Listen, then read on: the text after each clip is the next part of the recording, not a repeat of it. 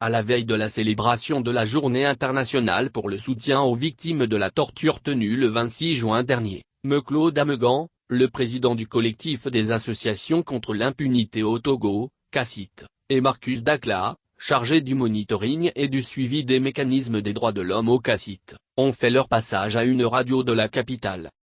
Les responsables de cette association créée suite aux violences que le Togo a connues avant, pendant et après l'élection présidentielle de 2005, n'ont pas mâché leurs mots quand ils ont été invités à dresser le bilan des traitements inhumains et dégradants que les Togolais continuent de subir, ceci dans une impunité sans nom.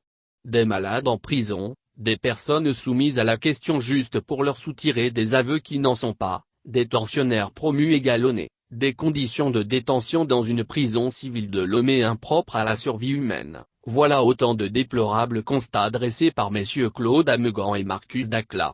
Ce qui revient à dire que le Togo a fortement régressé dans la lutte contre la torture, c'est une lapalissade.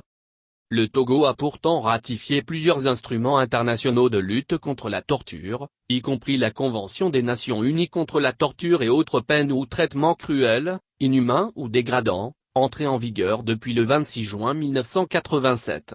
Mais dans les faits, le Togo de Faure-Gnassingbé brille par une roublardise à nulle autre pareille, et par les temps qui courent, des citoyens interpellés lors de diverses manifestations publiques de leur parti, mouvement ou organisation politique, continuent de croupir derrière les barreaux sans avoir été jugés, selon plusieurs défenseurs des droits humains au Togo.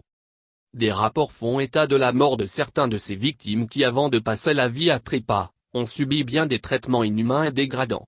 Bienvenue dans un Togo où les autorités togolaises foulent aux pieds la vie humaine, où les tortionnaires plastronnent impunément. Le prince qui n'a que le plan national de développement à la bouche a vite oublié qu'il ne saurait y avoir de développement sans justice. Vivement que les cas de torture soient vraiment éradiqués, que les tortionnaires soient châtiés avec la dernière rigueur, et que réparation soit faite. L'humain est sacré.